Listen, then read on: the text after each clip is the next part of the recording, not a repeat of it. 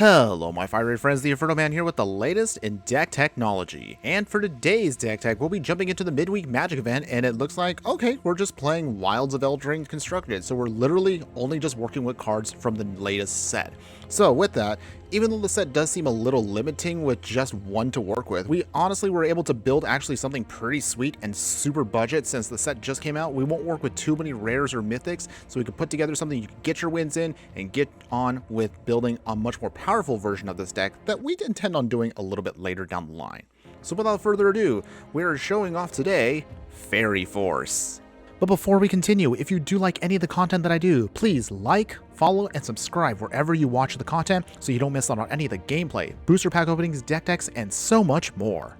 But before we get started, let's of course go over the stats of the deck. So basically the stats for it are looking at about a 1.8 mana curve, which is actually pretty low and pretty awesome for us. We also are going to be split perfectly down the middle for Dimir colors of blue and black. Our creature count is going to be looking at 24 creatures. We have 10 instants, 4 sorceries, and 22 lands. Now I know what you're thinking right now, Infernoman, even in Midweek Magic, there is no way you can put together a halfway decent tribal deck on a super cheap budget for not only this format, but something that's actually playable in Standard? Is it possible? Good question. Well, I can definitely say right now, yes it is. I actually even played this in regular Standard, and the deck is actually pretty awesome, even at the cheapest level we could possibly put together. Simply put, we're Fairy Tribal, and we're just trying to play everything on curve. We're going to try to throw off our opponent with some tempo plays and get to victory by putting out our finisher, Talion, the Kindly Lord. Let's talk about this card very briefly. So Talion the Kindly Lord is a 4 mana Fairy Noble that's a 3/4 with flying. As the Kindly Lord enters the battlefield, you choose a number between 1 and 10. Whenever an opponent casts a spell with a mana value, power, or toughness equal to the chosen number, that player loses 2 life and you draw a card. Wow, that's actually a really sweet card. I actually like this. I actually might want to get a copy for myself in real life. But otherwise, the card is basically going to help us hopefully punish our opponent for playing specific cards, and then hopefully we can draw into some more action that way and drain them out. We're also going to talk about Talion's Messenger, this 3 mana Fairy Noble with flying. It's a 1/3 that says whenever you attack with 1 or more fairies, you draw a card and then discard a card, i.e. a looting effect.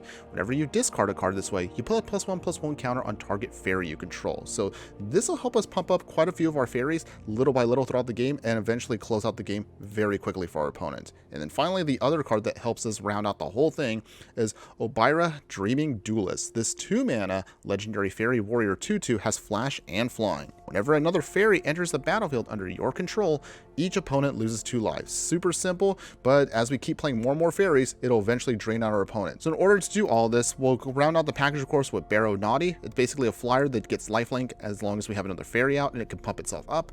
Picklock Prankster here can help us reuse some of our instants and sorceries or fairy cards. If they go to the graveyard, we can just mill out some cards for 2 mana, and also then it can cast for also 2 mana as a Flying Vigilance fairy.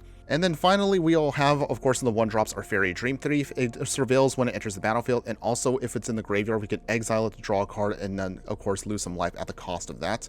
Or we can also play Snare Master Sprite, a simple also 1/1 with flying, where if we play it in the mid to late game, it's actually a pretty effective card because then we can then tap something down and keep it tapped for another turn to ensure that we can, of course, make our plays. We're going to have some protection in Not Dead After All, which allows us to then bring one of our fairies back if it gets destroyed and adds a Wicked token added to it. We will also then utilize some of the exclusive sweet cards that the deck gets, such as Ego Drain. This is basically Thoughtseize for fairies if you have it out. And then, of course, Spell Stutter also, which is basically our counter spell, which also gets extremely strong because with every fairy that we control, our opponent has to play an extra 1 for it. Otherwise, it's just straight countered out, so it's also awesome as well.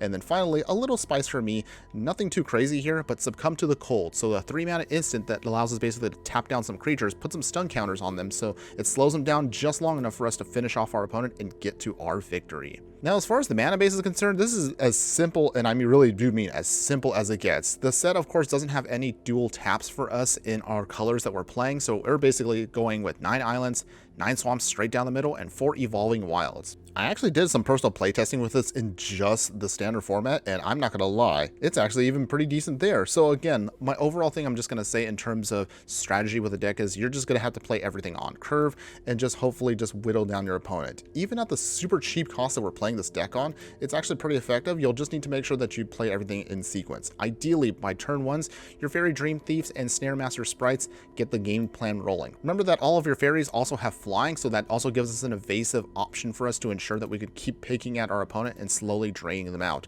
Save your Not Dead After Alls ideally for your Talion Messenger or your Talion Kindly Lord to ensure that we can protect them and make sure that we can keep maintaining a momentum against our opponent. The biggest weakness, of course, to the deck is you'll notice that even though we do have counter spells and we do have ways of discarding cards with Ego Drain and Spell Stutter, the deck unfortunately does not have any actual hard removal. It's a bold strategy, Cotton. Let's see if it pays off. So we have to rely on our stun counters. We have to rely, of course, on those counter spells I just mentioned. So make sure to time everything correctly. You might have to keep mana up a little bit as you're slowly picking away at your opponent, but I remember that ideally your Flash Flying Dreaming Duelist here can come in at the end of your opponent's turn, and then hopefully you can start slowly whittling and draining out your opponent.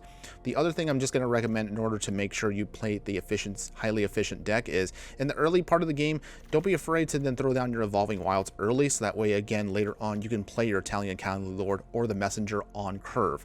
But remember again that you're going to have to kind of just play around with your opponent. It is a very limiting format, so there's actually not too many hard removals that you may have to worry about, but little by little you're going to just slowly whittle out your opponent. But otherwise, my final thoughts I want to say on the deck is I definitely want to explore fairies in a much more expanded format. So this is definitely only the first barely touching the surface version of fairies that I wanted to try, and I definitely want to say that when we play this in Explorer, maybe even Historic or even Brawl, let me know in the comments below which one you'd like to see.